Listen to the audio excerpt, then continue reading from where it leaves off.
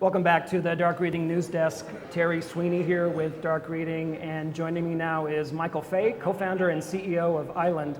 Mike, thanks so much for joining us on the Dark Reading News Desk. Thanks for having me. We are talking about enterprise browsers, which is a topic that I don't think has really gotten sufficient attention at Black Hat and across the industry, so thank you for joining us. Let's start with some context about what an enterprise browser is, why companies might be willing to pay for an enterprise browser when there's so many free alternatives out there. Yeah, so let's think about what a browser is we know it does, right? Sure. So that Chrome browser that we all use, it's built for consumer interactions, to absorb content, to collaborate, but it's also, its core governance is advertisements, it's e-commerce, it's that goal. And as with most things, you can't be all things to all people. When we bring that consumer browser into the enterprise, we have to treat it like a caged animal. We backhaul the traffic so we can govern where it goes. We start ripping out the extensions. We worry about the data that dumps on the desktop and build advanced DLP programs. And then we have call centers that wrap it in Citrix and VDI and all of this stuff. We saw the opportunity with the open source project Chromium to take that look and feel that we know so well, but rededicate it for the enterprise. And to us, that meant the end user, bringing tools to make them more productive, to do things to reduce the fundamental cost structure of running IT for the business, and then to dramatically improve security by building it into that last mile. And that's what's created the enterprise browser, and that's why there's literally millions of browsers out there now. The cost savings comes from just a stack of tech that is no longer needed. While we integrate into virtually almost the entire stack, we often displace a good chunk of the stack. So when that CIO and CISO team up to do this, it's a rare opportunity where they're going to get their security to improve, better end user experience, and then actually have a fundamentally different cost structure. Is this also a new element of endpoint security? Very much so. You know, we've been outside looking in. You know, the assumption that all this data is going to land and we have to guard it and manage it has broken us as we think about our new paradigms. And we have contractors that are almost as numerous as our employees. We have affiliates that have access to our data. We have everything exposed. So the days of shipping laptops, deploying VDI for these people, that's starting to break. And the browser actually becomes that company's portal for work long term. Okay.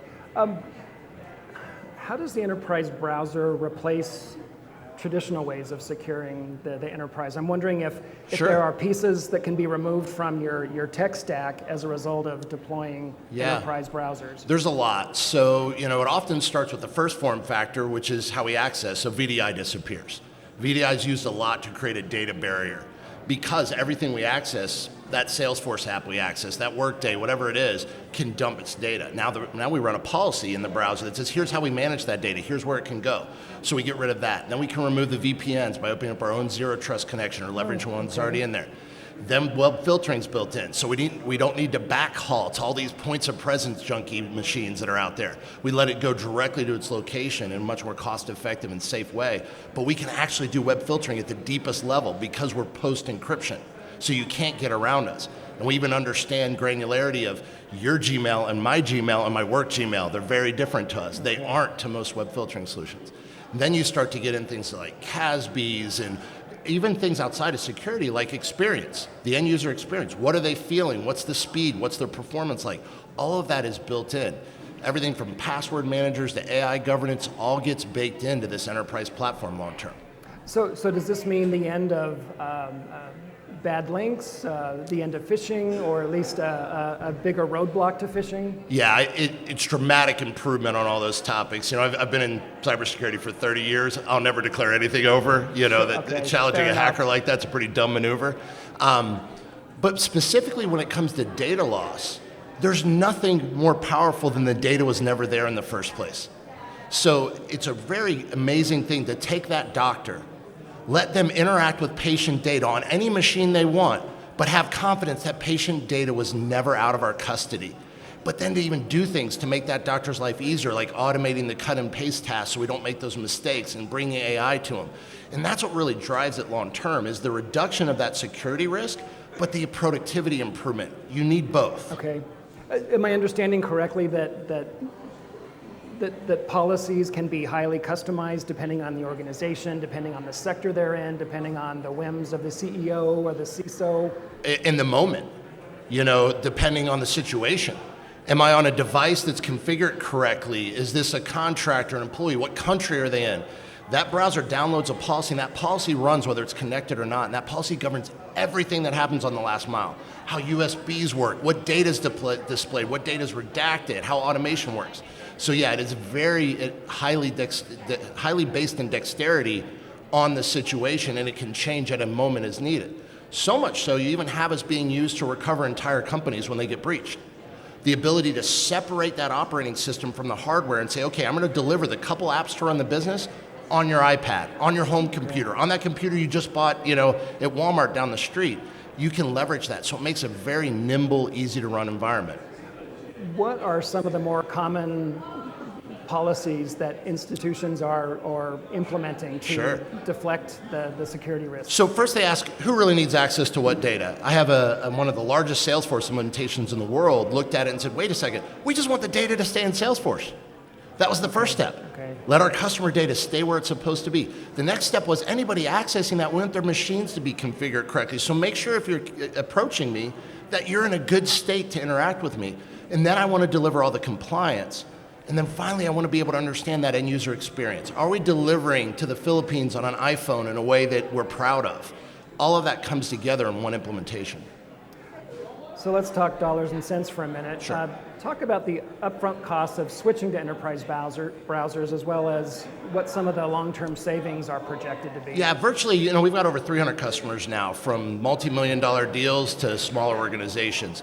Almost all of them have a built-in ROI case day one. Okay. And it comes from decommissioning technology that really isn't giving them the value they want and integrating into the technology that's really delivering for them, whether that's their Splunk infrastructure they want to integrate to, or they want to displace their web filtering. It doesn't matter which it is. Those dollar and cents work out in epic proportion. We're talking 20x, 50x return. It is not a hard ROI case to do, and that's important because you would never change a browser just for a little better cybersecurity. That's why it's not a secure browser. We have to deliver for the end user, we have to deliver for the business, and cybersecurity, and that's what makes it an enterprise browser, because it's not just one constituency that has to get benefit. The whole company does. What are some of the common industry sectors that are adopting this approach? We've had massive adoption in the financial sectors, the retail, and healthcare. Those three have been very big for us, and now we're starting to see things like military and the like start to come online. That all makes total sense. While we're on this topic, talk about the differences between a secure browser and an enterprise browser. Yeah, a secure browser to me is a panacea concept. It's that I'm going to swap your browser out for a modified browser that is more draconian, more strict, more security built in, which is great. And as security professionals, we love that. But the reality is our end users won't tolerate it. So the difference is adding in the need of the business and the need of the end user. We do simple things like extending copy and paste to 50 copy paste buffers. When you're on your consumer browser and you shop, if it doesn't fill in your address, you're angry, right? Well, think about that call center user that's repeating stuff 5,000 times a day. Why haven't we given them the basic tools that we give a shopper? That's the stuff we're starting to give them as well. And that's where the secure browser concept deviates. So what I always think of is enterprise browser is the bigger picture. Secure browser is one of the legs of that. All right. It sounds like an enterprise browser is much better at mirroring the standard free browser experience on the desktop. The training bar is very low, and your ability to brand that and interact with your customer or your employee is very high. So you'll see these organizations roll it out as their browser, it's their branding, and all the interactions are theirs. So instead of saying blocking you from going to a shared drive location, it'll literally redirect you to the one you're supposed to use. And that dexterity becomes really powerful because it lowers the training bar for everything, not just for web surfing. Mike, real briefly now, talk just a little bit about the productivity benefits associated with enterprise browsers. Yeah, so imagine you're that call center worker, and instead of getting on your machine, connecting to some Citrix server back at that company, then that going back to a web filtering location to finally get to your Salesforce where you will log in, and then you will cut and paste from different apps through that, You bring up that browser, it handles that entire process, it doesn't do any of that backhaul nonsense, and it literally starts to auto-complete the things you need it to. And we watch how people cut and paste so we can automate that later. And then finally, giving them full access to all their apps in one location, whether they're web-based or not, it becomes your portal for work. So you can bring up that iPad, that Linux box, whatever it is, that Chrome box, and everything you need is in one spot, and it will handle the networking. It will handle your logins. It will deliver all of those wonderful things that shopping at Amazon has had for a decade. That's great. Mike, thank you so much for walking us through the finer points of enterprise browsers. Thank you. I appreciate this new way of thinking about endpoint security. Appreciate you. Michael Fay, thanks so much for stopping by the news desk. Thank you.